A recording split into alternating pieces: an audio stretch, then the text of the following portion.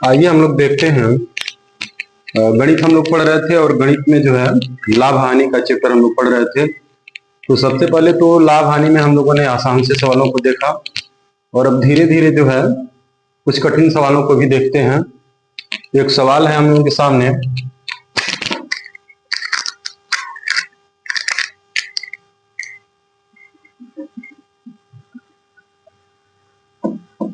गणित का एक सवाल है, एक वस्तु 300 में खरीदी गई। एक वस्तु 300 में खरीदी गई और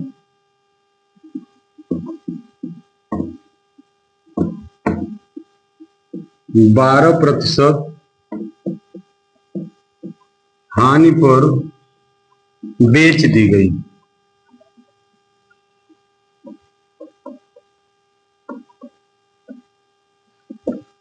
तो उसका विक्रय मूल्य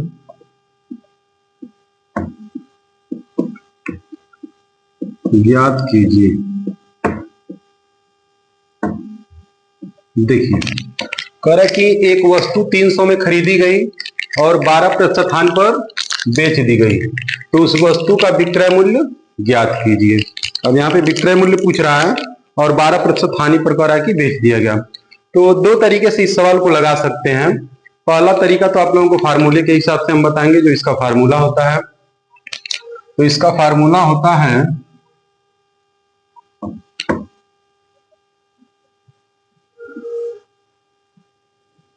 एक तो हम पहले हानि पता कर सकते हैं। हानि बराबर क्रय मूल्य गुणे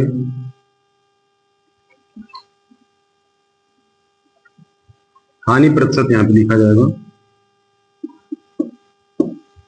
हानि प्रतिशत बटा 100। ऐसे कर सकते हैं फार्मूला। हानि पता चल जाएगा और जब हानि पता चल जाएगा तो उसी को 300 में से हम क्या कर देंगे, माइनस कर देंगे। तो क्रय मूल्य हमारा कितना है, 300, और हानि कितना हो रहा है, 12% का, और नीचे 100 को रख देंगे। तो 0 से 0 क्या हो जाएगा, कट जाएगा, और 12 के 36, यानी कि 36 रुपए की हानि हमको हो रही है। तो जब 36 रुपए की हानि हो रही है और उस वस्तु को 300 में खरीदा गया है, तो विक्रय मूल्य अब हमारा निकल सकता है, विक्रय मूल्य बराबर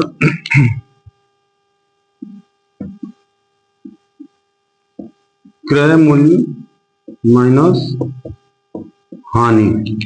तो क्रय मूल्य हमारा कितना है, 300, और माइनस कितने की हानि हो रही है, 36 रुपए की। तो बराबर हो जाएगा 264। विक्रय मूल्य क्या हो जाएगा उसका, 264 रुपया हो जाएगा। एक वस्तु 300 में खरीदी गई और 12% हानि पर बेच दी गई, तो उसका विक्रय मूल्य ज्ञात कीजिए। विक्रय मूल्य हमको कितना मिल गया, 264 रुपया मिल गया। कितना मिल गया, 264 रुपये मिल गया। ये तो फार्मूले पे लगा के हमने हल किया। इसको डायरेक्ट भी हम लगा सकते हैं। इस टाइप का सवाल अगर है, टाइम अगर बचाना है आपको, तो डायरेक्ट भी इसको लगाया जा सकता है। जैसे 12% हानि कह रहा है, तो 12% का मतलब 100 रुपए में 12 रुपए। 12% का मतलब प्रतिशत बराबर होता है 100। प्रतिशत मतलब 100। तो 12 रुपए प्रतिशत मतलब प्रत्येक 100 पे 12 रुपए की हानि हो रही है। तो जब 100 रुपए पे 12 रुपए की हानि होगी, तो 300 रुपए पे भारतीय 36 रुपए की हानि होगी। तो 36 इसमें से हम 36 रुपया 300 में से घटा देंगे, तो बात वही है, 264 रुपया हमारा उत्तर आ जाएगा। इस तरीके से इस टाइप के सवालों को हम आसानी से लगा सकते हैं। चलिए कोई अगला सवाल इसी टाइप का और देखते हैं। चलिए देखिए, एक और सवाल आ गया हम लोगों के सामने। मोहिनी ने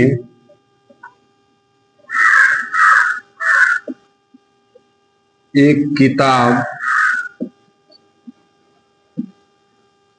450 रुपए में खरीदी।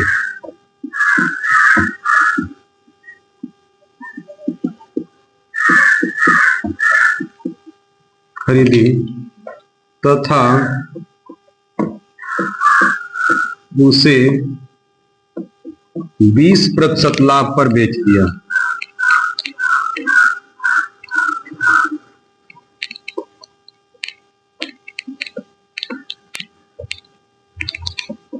तो विक्रय मूल्य ज्ञात कीजिए।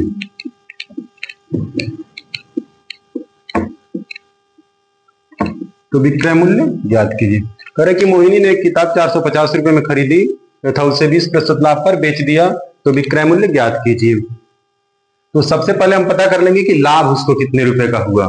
तो लाभ पता करने का भी फार्मूला उसी तरीके से है जैसे हमने हानि पता किया है।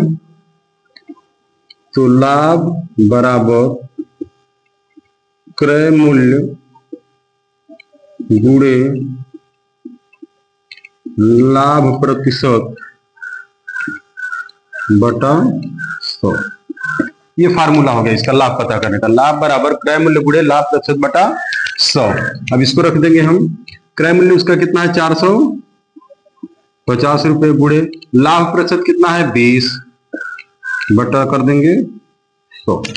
0 से 0 कट जाएगा, बच गया 45। 45 दूना 90। 90 रुपये उसका क्या हो गया लाभ हो गया। 90 रुपये क्या हो गया उसका लाभ हो गया। तो टोटल कितने में खरीदी है वो 450 रुपए में खरीदी है और लाभ मिल रहा उसको 90 रुपया। तो दोनों को जोड़ करके विक्रय मूल्य यहाँ पे बनेगा। जो लाभ हो रहा है उसको भी उसमें जोड़ा जाएगा क्रय मूल्य में। तो 400।